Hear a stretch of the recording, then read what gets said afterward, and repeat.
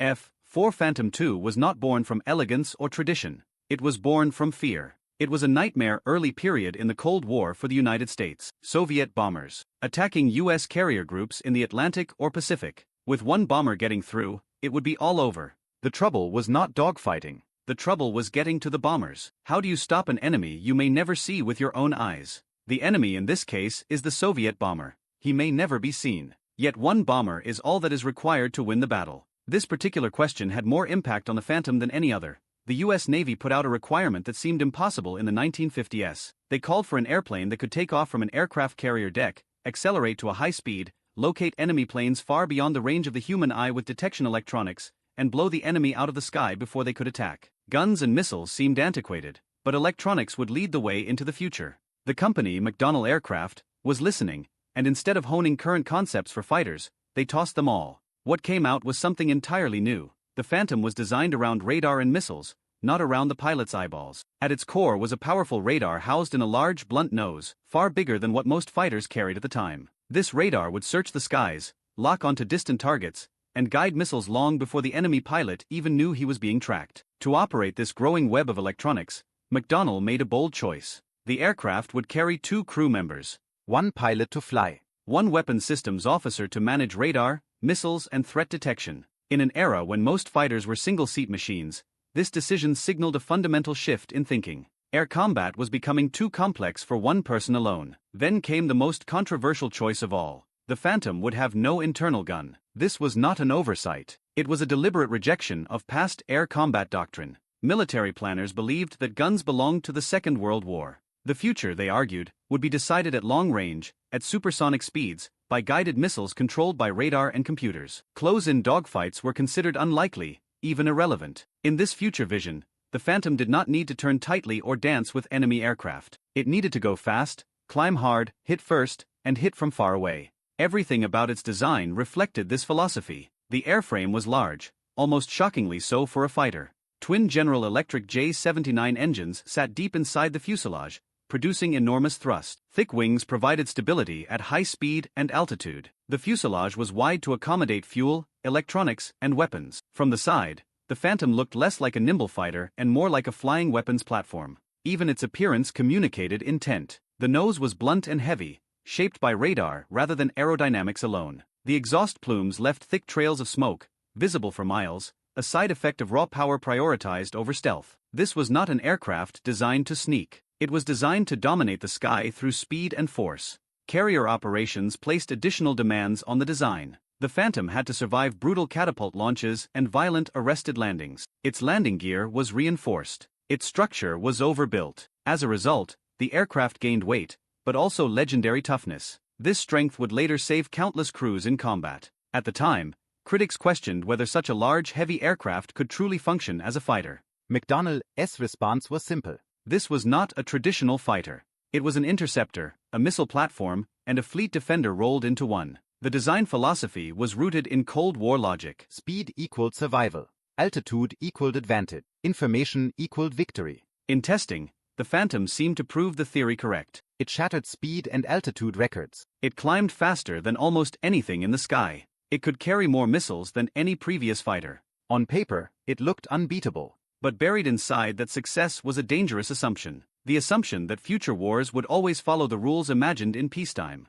The Phantom was designed for a specific enemy profile. Large bombers. Predictable approaches. Long-range engagements. Clear identification through radar. It was optimized for a world where combat unfolded at distances measured in miles, not meters. What it was not designed for was messy, chaotic, politically constrained air combat against smaller, more agile opponents. It was not designed for visual identification rules, short-range turning fights, or unreliable early missile technology. Those realities had not yet arrived. At the moment of its creation, the Phantom represented the cutting edge of aerospace confidence. It embodied the belief that technology could solve every problem, that electronics could replace instinct, and that air combat could be engineered into a science. In many ways, this belief was not wrong. But it was incomplete. The Phantom's origins tell a story not just about an aircraft, but about an era. An era when nations believed speed could outrun consequences, when radar screens felt more trustworthy than human judgment, and when the next war was always imagined as clean, decisive, and short. The F-4 Phantom II was built as the ultimate answer to a Cold War question. It would soon discover that real war rarely asks the questions designers expect, and that realization would define everything that came next. When the F-4 Phantom II officially entered service in 1960, it did not arrive quietly. It arrived like a thunderclap.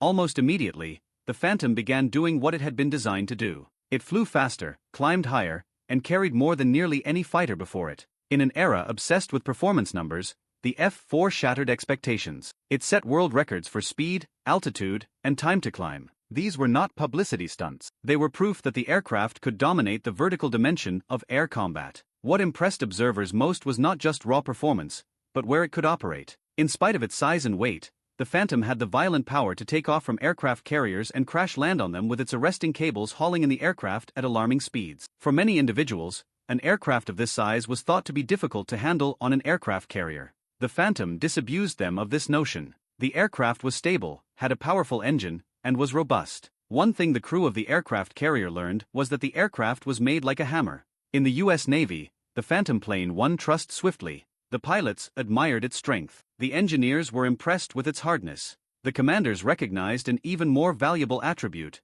flexibility. Then something amazing occurred. The United States Air Force took notice. Historically, the Air Force avoided Navy aircraft. Each service guarded its identity fiercely. Different missions, different cultures, different design philosophies. But the Phantom was impossible to ignore. Its speed, radar, missile capability, and range offered exactly what the Air Force needed during a time of rapid strategic change. Reluctantly at first, then enthusiastically, the Air Force adopted the Phantom. This moment marked a quiet revolution in American military aviation. For the first time, a single combat aircraft would serve simultaneously with the Navy, Air Force, and Marine Corps. That level of joint adoption was almost unheard of. The Phantom was no longer just a naval interceptor.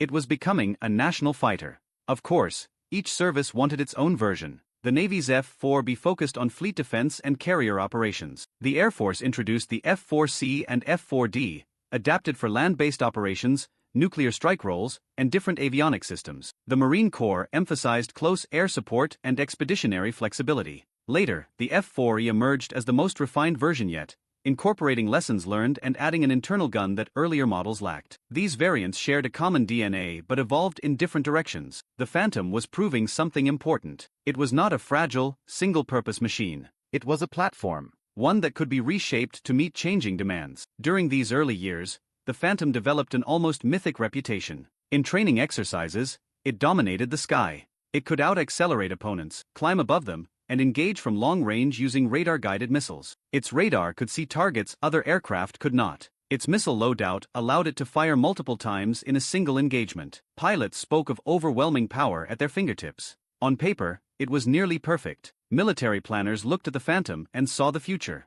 A future where air combat was clean, fast, and decided by sensors rather than sight. Where pilots would detect enemies on screens, launch missiles from miles away, and return home without ever seeing the face of the opponent. The Phantom fit perfectly into this vision. Training doctrine reinforced this belief. Pilots focused on radar intercepts, missile employment, and high-speed tactics. Dogfighting was downplayed.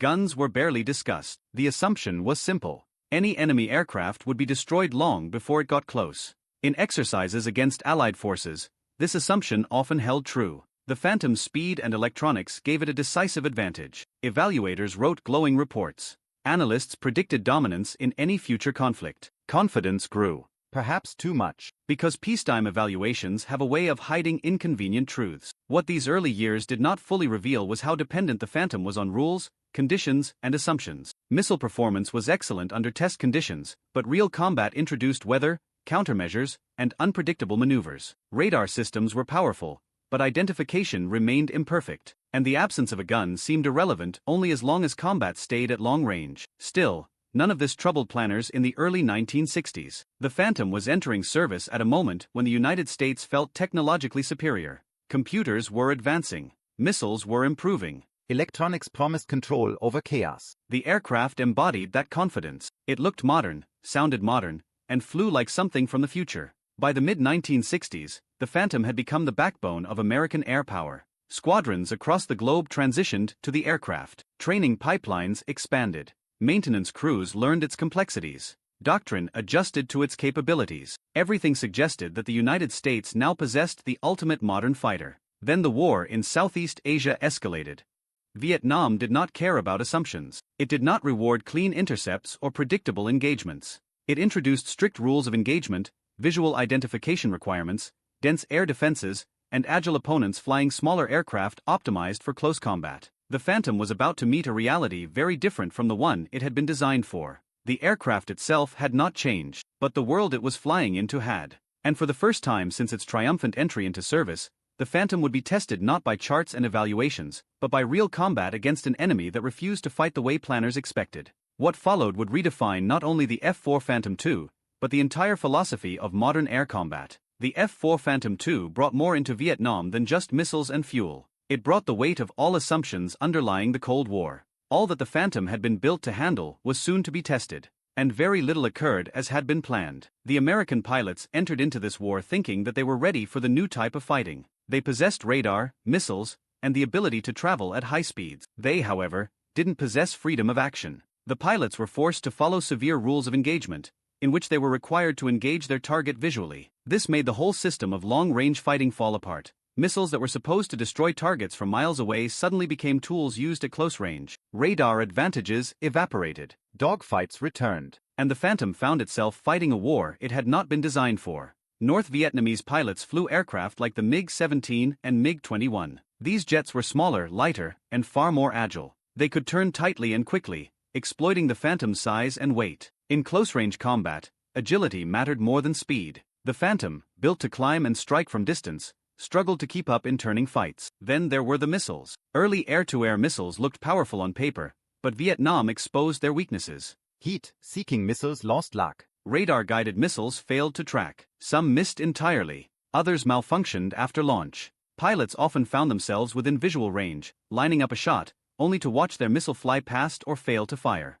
In those moments, the Phantom's missing gun became painfully obvious. Enemy pilots could close in, maneuver, and escape, while Phantom crews had no simple, reliable weapon for close combat. Pilots improvised. Some tried to force missile shots at impossible angles. Others used raw speed to disengage and escape rather than fight. Frustration grew. Yet it would be a mistake to call the Phantom a failure. Because survival mattered too. The F-4's power saved lives. Its engines allowed pilots to break away from combat, climb vertically, and escape situations that would have been fatal in lesser aircraft. Its structure absorbed damage from cannon fire and surface-to-air missiles. Many Phantoms returned to base scarred, leaking fuel or missing parts, but still flying. The aircraft's toughness became legendary. Equally important was the two-man crew. In the chaos of Vietnam's airspace, where threats came from fighters, anti-aircraft fire, and radar-guided missiles on the ground, the weapons systems officer played a critical role. While the pilot focused on flying and survival, the WSO monitored radar, tracked threats, called out missile launches, and managed situational awareness. This division of labor proved invaluable. In single-seat aircraft, pilots were often overwhelmed. In the Phantom, crews could function as a team. Combat experience began rewriting doctrine in real time. Pilots learned that speed alone was not enough. Training shifted. Crews studied enemy tactics. They learned when to fight and when to disengage. They adapted formation tactics and missile employment strategies based on hard-earned lessons. But the most important change did not happen in the cockpit. It happened on the ground. The U.S. Navy recognized a critical flaw. Pilots were not being trained for real-world air combat. They were trained to operate systems, not to fight thinking opponents. In response, the Navy established an advanced fighter training program in 1969. It became known as Top Gun. Top Gun did not teach theory. It taught reality. Pilots trained against instructors flying like enemy aircraft. They learned dogfighting. They learned missile limitations. They learned discipline, patience, and energy management. The results were immediate. Kill ratios improved dramatically. The Phantom, flown by well-trained crews, became far more effective. The Air Force followed a similar path, reforming its training and emphasizing realistic combat preparation. Technology evolved as well.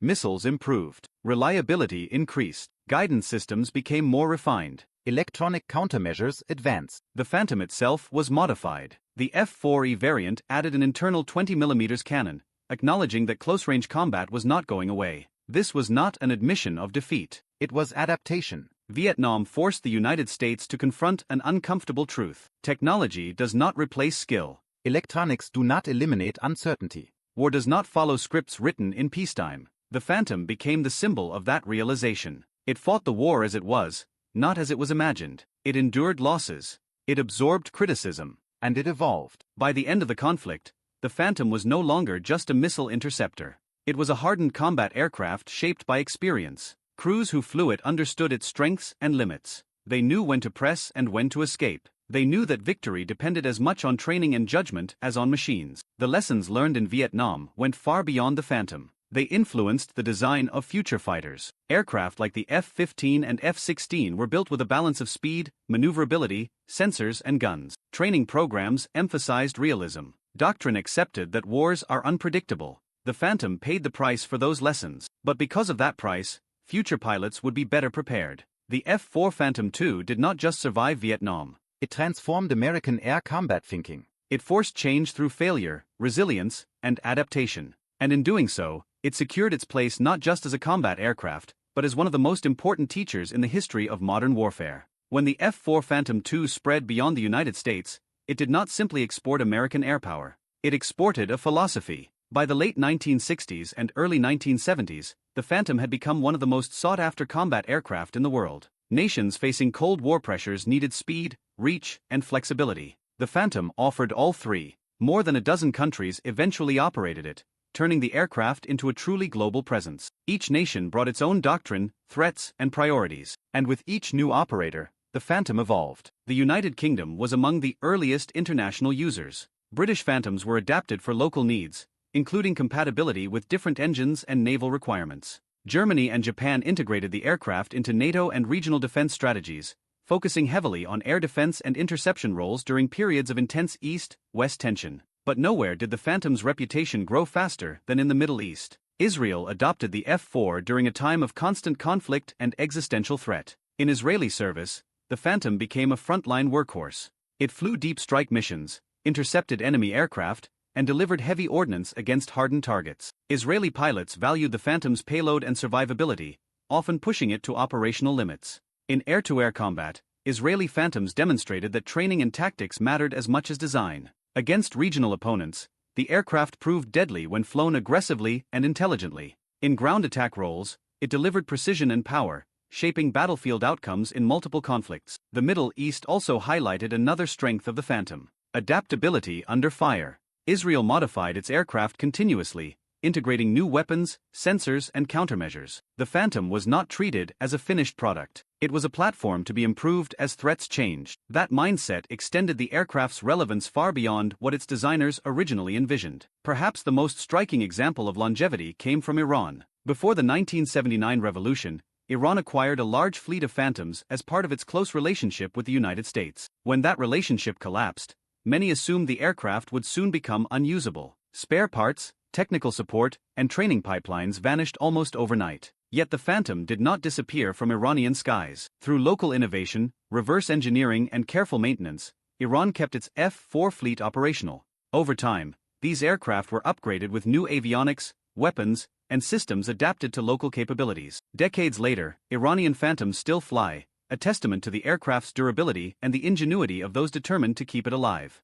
Across Asia, Europe, and the Middle East, similar stories unfolded. Japan used the Phantom as a core component of its air defense strategy. South Korea relied on it during critical periods of regional tension. Turkey integrated the aircraft into both air-to-air and strike roles, operating it well into the modern era. Each operator found new ways to use the Phantom, and the aircraft kept evolving. One of the most important transformations involved electronic warfare. As surface-to-air missile systems became more advanced, air forces needed aircraft capable of detecting, tracking, and destroying enemy radar sites. The Phantom was adapted into specialized variants known as Wild Weasels. These missions were among the most dangerous in modern warfare. Wild Weasel Phantoms deliberately flew into heavily defended airspace, provoking enemy radar to activate. Once detected, they would locate the source and attack it using specialized missiles. This role required courage, precision, and trust between crew members. The Phantom's two-seat design proved ideal for such complex missions. Other variants focused on reconnaissance. Cameras replaced weapons. Sensors replaced missiles. These Phantoms flew deep into hostile territory, gathering intelligence that shaped strategic decisions. Speed and altitude again proved critical, allowing crews to escape threats that would have destroyed slower aircraft. As technology advanced, the Phantom kept pace. New radar systems improved detection and tracking. Electronic countermeasures reduced vulnerability to missiles. Precision-guided munitions turned the aircraft into a surgical strike platform rather than a blunt instrument. Laser-guided bombs, once cutting-edge, extended the Phantom's usefulness well into the era of smart weapons. What is remarkable is not just that the Phantom evolved, but that it could evolve at all. Many aircraft are designed so tightly around a single mission that adaptation is difficult. The Phantom's size, power, and structural strength gave engineers room to innovate. It had space for new systems, it had power to support them, and it had margins that designers in the 1950s could not fully anticipate. By the time newer fighters began replacing it in frontline roles, the Phantom had already exceeded every expectation placed upon it.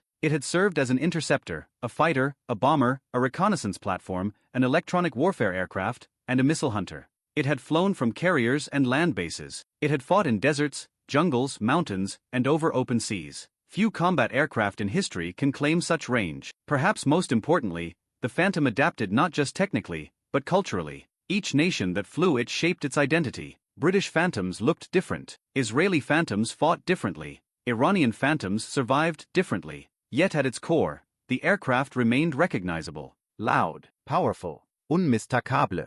The US Navy designed it as a fleet defense interceptor, but it evolved into a symbol of air power during the Cold War era, transcending boundaries, surviving through political turmoil, and lasting through various generations. La Odyssée mondiale du Fantôme démontre quel est le secret d'avions de grande envergure. Nor are they simply delimited by their construction site, but rather by their usage and reliance upon them. And on those grounds, the F-4 Phantom II has earned its place among the greatest combat aircraft ever built in terms of versatility and longevity in operational service. The tale of the F-4 Phantom II is not brought home with its use in frontline service having ceased. This, in many ways, marks the beginning of its impact. Apicontrollation FEW aircraft HVESE F-4 arrived during a moment of supreme technological confidence. It promised that speed, radar, and missiles could replace instinct, maneuverability, and guns. Vietnam proved that this promise was incomplete, and from that realization emerged a new generation of air combat thinking. The Phantom proved, beyond doubt, that multi-role fighters were not only possible, but necessary. Before it, aircraft were often built for narrowly defined missions. Interceptors intercepted. Bombers bombed. Fighters fought. The Phantom blurred those lines. It intercepted bombers, fought enemy fighters, struck ground targets, conducted reconnaissance, and hunted missile sites. No single role defined it. That versatility became the blueprint for everything that followed. Aircraft like the F-15, F-16, and F/A-18 did not reject the Phantom's ideas. They refined them. Designers took its strengths and corrected its weaknesses. They retained speed and payload, but restored maneuverability. They kept advanced radar and missiles, but reintroduced guns as standard. They emphasized pilot training as much as hardware.